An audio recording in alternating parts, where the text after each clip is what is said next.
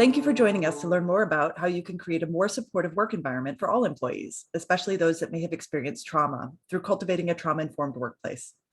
I'm pleased to be speaking today with Brad Jones, Director of Field Operations for the Market Project, who oversees the operations of the Market Project's business in northern Uganda.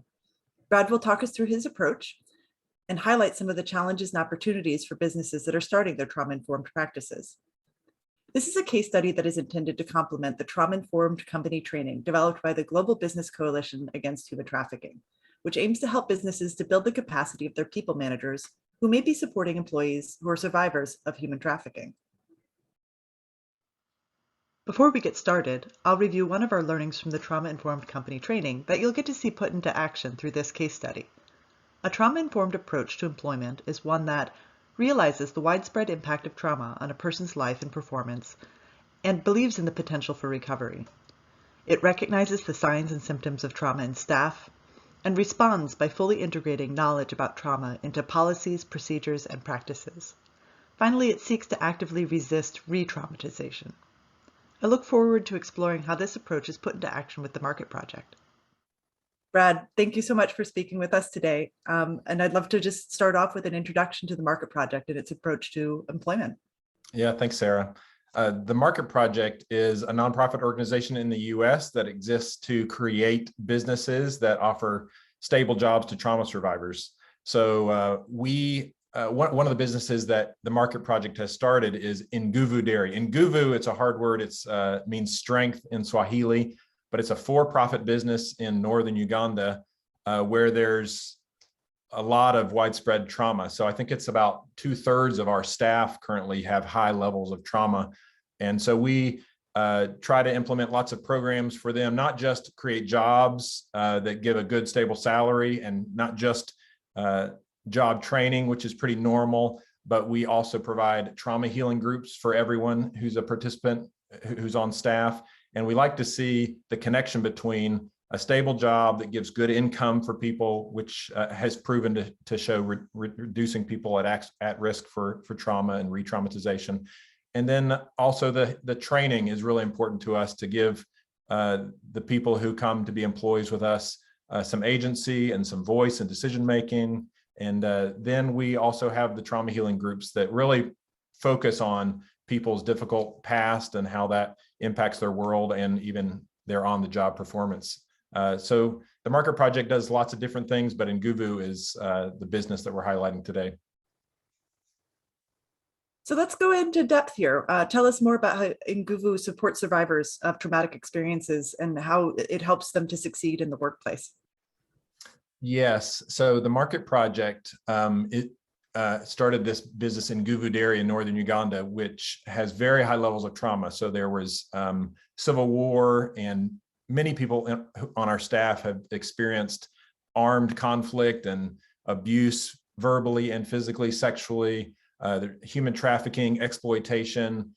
They have people close to them who have been killed or have gone through suicide. So it's just a lot of intense traumatic events that are happening within our staff. And so what we like to consider is when these traumatic events impact our staff, their ordinary care systems have been overwhelmed, which typically give you a sense of control and connection and meaning. And so a lot of that goes out the window. So we believe business can be a real strategic tool for not just making a profit for the business, but providing an environment where these people who have gone through trauma can begin to heal, oftentimes for the first time. So in our company at Nguvu, the majority of the people who are employees have never had a formal job. So they don't know about how to sign an employment contract or report to a manager or even show up on time to a job. So all those parts of a normal job are really developmental for our staff. And we're also building a community where trust is built and expectations are clarified, and these employees are able to communicate, oh yes, I like that, or I don't understand, or could we change the way we do things? And it gives them confidence over time, not just that they have relationships, but they're able to have an impact on how the company runs, and it helps them feel like they're empowered and they have an impact on their world, which has often been taken away from them through the trauma. We provide lots of training. So when you come and work with in Nguvu, you have a particular job and we train you in that job. And we do that for every person. And there's some written training and verbal training and corporate training. We do training on legal rights. As we care for them, as we lead them with kindness and compassion, they become good employees. They develop trust, they open up. And so training is a big part of it. We actually celebrate when people choose to move on, whether they want to start their own business or go to another company. It's really a mark of success for us that our company has provided the employees with transferable job skills so that they can go into the marketplace and be valuable. When they go get another job, we feel like they have mobility in the workplace, which is a great thing for us and is a sign that they are developing in their trauma journey. So that's more the business side of things, but we also have trauma healing groups, which are particular groups that happen throughout the year. And the employees are invited. They're not forced to participate, although I think virtually everyone does. And it's a time where we have a trained trauma healing facilitator walk through some of the core elements of what is trauma, what are the impacts of trauma, how you can take steps to build resiliency. And we've just seen that be extremely life-changing for the employees. And they've been able, often for the first time, to share some of their pain and to listen to other people who've gone through similar stories.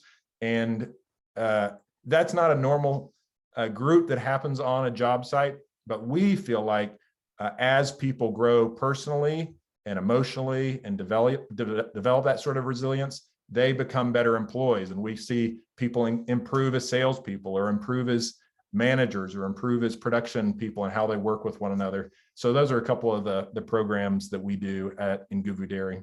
Thank you for sharing. And I'd love to break down what are the components of a trauma-informed workplace? What are the pieces that you've put in place to make Nguvu feel like a safe environment for survivors to thrive as employees? Well, I think for me, the primary characteristic of a trauma-informed workplace is the leader's care.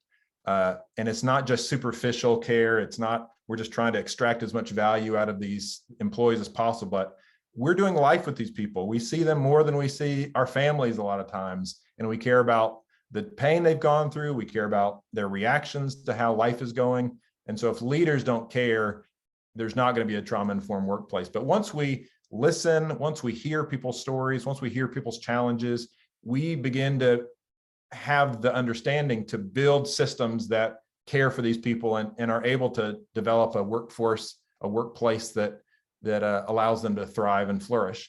So I think empathy is part of that, understanding is part of that, and some tangible support systems that we build into the company are all characteristics.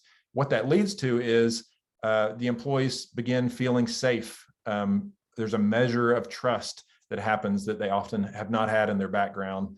They work together well, they communicate well, and they feel like they have a voice. And it's not overnight. This can often be years, but we have seen if we create a safe place, if we communicate that we care, and if we match our words with our deeds, they make eye contact better and they can greet people and they can have conversations over time. And it's a big, long process, but I think it starts with empathy and love. You have to listen and understand, and then the company has to create systems or support structures that actually help people from a traumatic background grow and develop in their journey. And what I love about the work that you all are doing is that it goes beyond anecdotal evidence. You're really looking to ensure that the practices that you're putting in place actually work for employees. Tell us a little bit about the assessment process that you've put in place to make sure that you hear from your employees what they need and feedback on this process.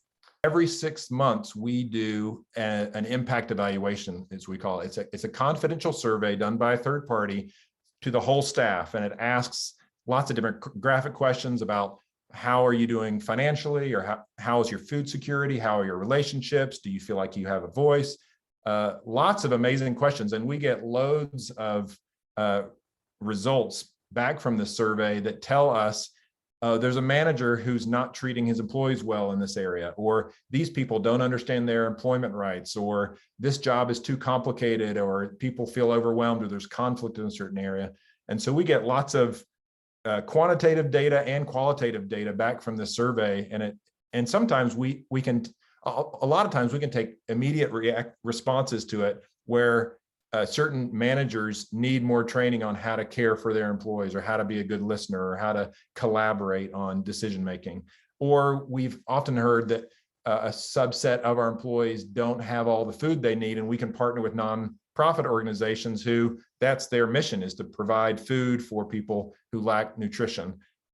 So it is super helpful, and it gives us lots of great statistics on how we're doing and how we can improve. Thank you. And one of our hopes with this conversation is that we'll be able to educate and inspire companies to instigate their own trauma-informed company practices. So I'm wondering if you could share a few of your learnings from having implemented thus far with the Market Project. One of the lessons learned is the importance of understanding people and the impact that they've gone through with their trauma. Trauma leads to certain behaviors that are not appropriate for the workplace. It can lead to people acting out in aggressive ways. It can lead to isolation. It can lead to not having a willingness to have straightforward communication because they don't feel like it's safe, or that there's no benefits to that. It's always led to conflict or pain. And so we've learned we have to go the extra mile in creating a place that feels safe.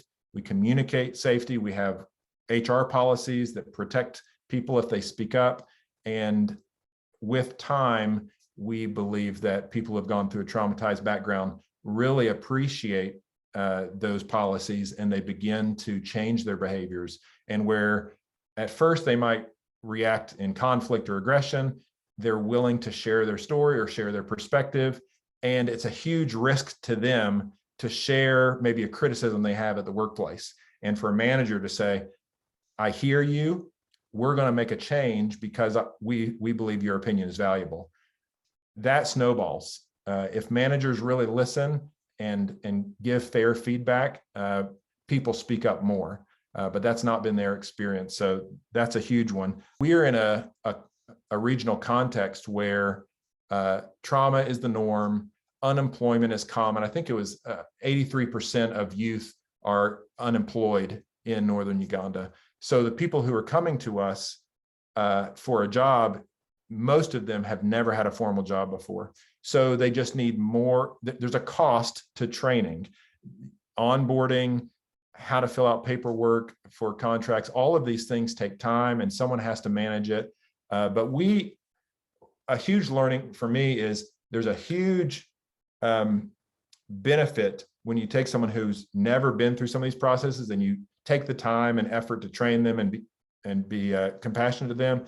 They have a huge payback. There's a huge ROI on taking care of people who have not experienced that, and they're loyal, and they care about the company, and they refer their friends to the company. And it's been a huge lesson learned for us that if you can implement certain programs of care, it comes back to you in great ways. And we've heard lots of great stories about that. Brad, thank you so much for sharing the Nguvu and the Market Project story. It's such a powerful example of trauma-informed care and practice, and we really appreciate your sharing and your good work on this important organization. Yeah, thank you, Sarah.